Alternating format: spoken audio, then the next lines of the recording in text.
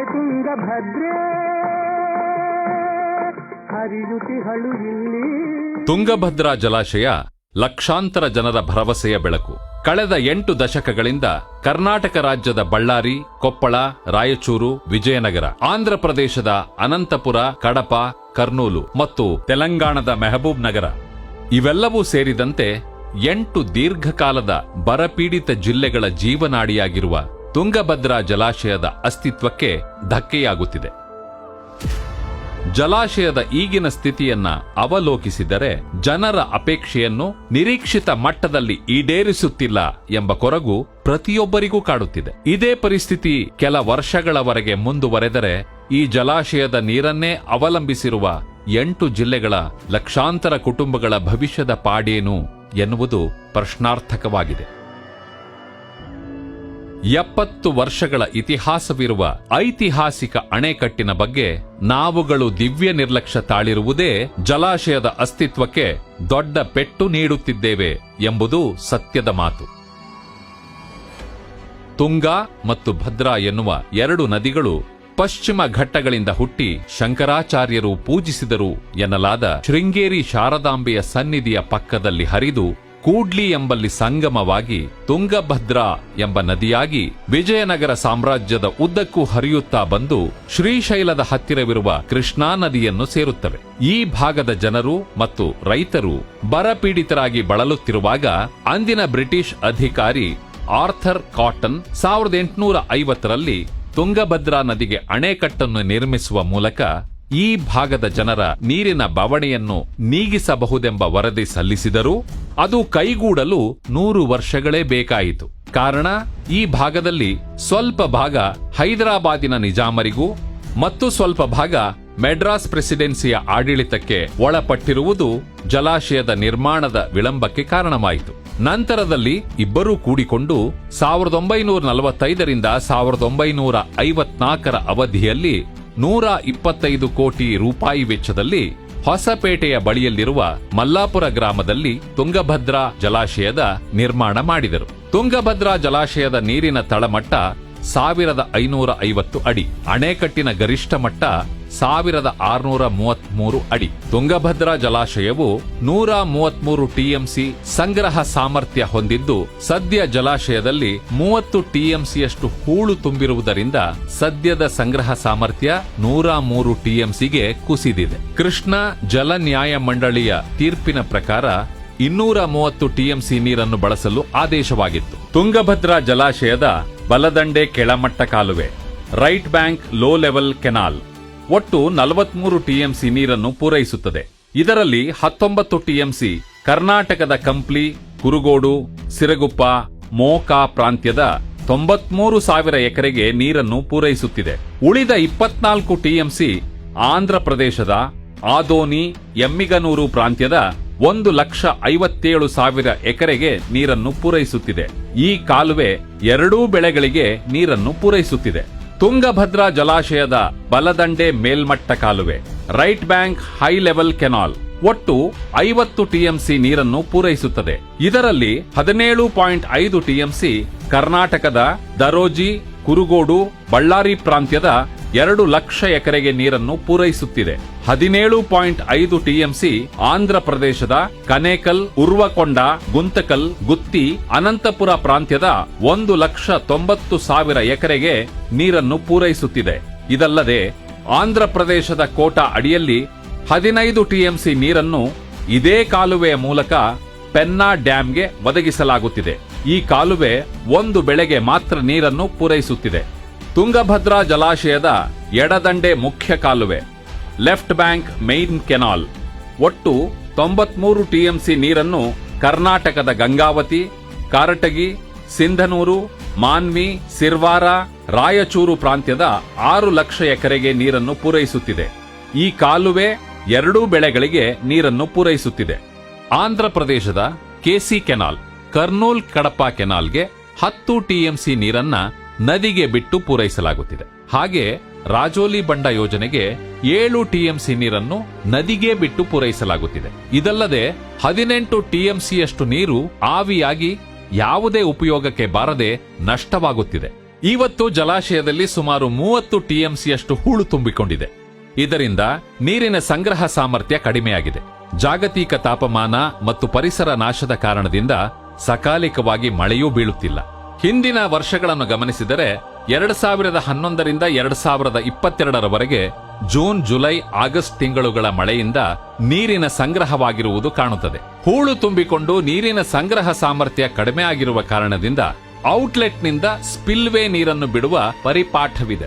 ಜೊತೆಗೆ ಆಗಸ್ಟ್ನ ನಂತರದ ತಿಂಗಳುಗಳಲ್ಲಿ ನೀರಿನ ಹರಿವು ಕೂಡ ಕಡಿಮೆಯಾಗುವುದರಿಂದ ವಿನ್ಯಾಸಗೊಳಿಸಿರುವ 230 ಟಿಎಂಸಿ ನೀರನ್ನು ಪೂರೈಸಲು ಸಾಧ್ಯವಾಗುತ್ತಿಲ್ಲ. ಅಣೆಕಟ್ಟು ರಚನೆಯ ಮೂಲ ಉದ್ದೇಶದ ಪ್ರಕಾರ ವರ್ಷದಲ್ಲಿ 2 ಬೆಳೆಗಳಿಗೆ ನೀರನ್ನು ಒದಗಿಸಬೇಕು. ಆದರೆ ಸಂಗ್ರಹಣಾ ಸಾಮರ್ಥ್ಯ ಕುಸಿದಿರುವುದರಿಂದ 2ನೇ ಬೆಳೆಗೆ ನೀರಿಲ್ಲದೆ ರೈತರು ಪರದಾಡುವಂತಾಗಿದೆ. ಮೊದಲ ಬೆಳೆಗೆ ಹಂಚಿಕೆ ಮಾಡುವ ನೀರು ಕೂಡ ವಿಳಂಬವಾಗಿದೆ. ಇದರಿಂದ ಕೃಷಿ ಸಮುದಾಯಗಳಿಗೆ ಅಷ್ಟೇ ಅಲ್ಲ, ಕುಡಿಯುವ ನೀರಿಗೂ ಹಾಹಾಕಾರ ಉಂಟಾಗಿದೆ.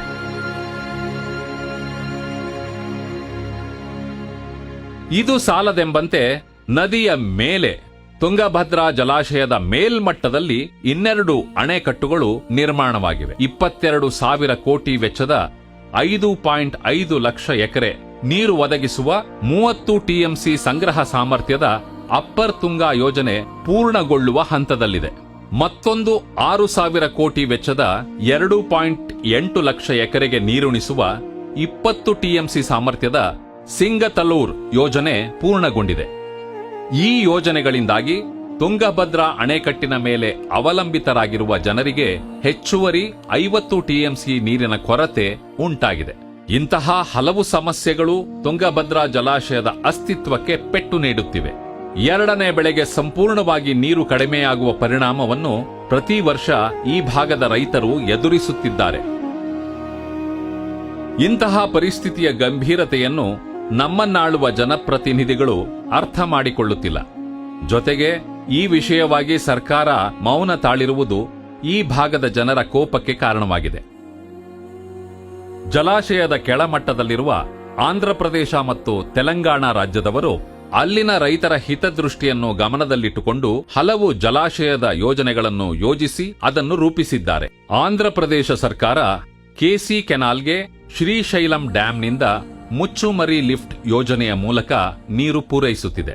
ಪೆನ್ನಾ ಡ್ಯಾಂಗೆ ಬಲದಂಡೆ ಹೈಲೆವೆಲ್ ಕೆನಾಲ್, ಅದಕ್ಕೆ ಪರ್ಯಾಯವಾಗಿ ಹಂದ್ರಿನೀವಾ ಕೆನಾಲ್, ಶ್ರೀಶೈಲಂ ಡ್ಯಾಂನಿಂದ ನೀರನ್ನು ಪೂರೈಸುತ್ತಿದ್ದಾರೆ. ತೆಲಂಗಾಣ ಸರ್ಕಾರವು ಶ್ರೀಶೈಲಂ ಡ್ಯಾಂನ ಹಿನ್ನೀರಿನಿಂದ ತುಮ್ಮಿಲಾ ಲಿಫ್ಟ್ ಯೋಜನೆಯ ಮೂಲಕ ರಾಜೋಲಿ ಬಂಡೆಗೆ ನೀರನ್ನು ಪೂರೈಸುತ್ತಿದೆ.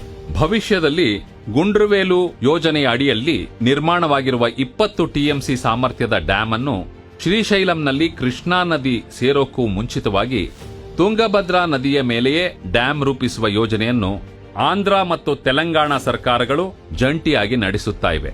ಇಂತಹ ದೂರದೃಷ್ಟಿಯ ಆಲೋಚನೆ ತುಂಗಭದ್ರಾ ಜಲಾಶಯದ ವ್ಯಾಪ್ತಿಯ ಜಿಲ್ಲೆಗಳ ಜನಪ್ರತಿನಿಧಿಗಳಿಗೆ ಮತ್ತು ಅಧಿಕಾರಿಗಳಿಗೆ ಇಲ್ಲ ಎನ್ನುವುದು ವಿಪರ್ಯಾಸವೇ ಸರಿ.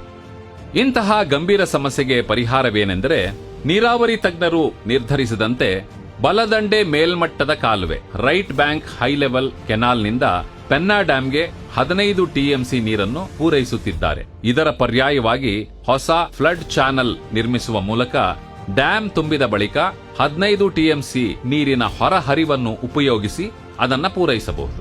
2ನೇದಾಗಿ ಕೊಪ್ಪಳ ಜಿಲ್ಲೆಯ ನವಲಿ ಬಳಿ 30 ಟಿಎಂಸಿ ಸಾಮರ್ಥ್ಯದ ಸಮಾನಾಂತರ ಜಲಾಶಯದ ನಿರ್ಮಾಣ ಮಾಡುವುದು.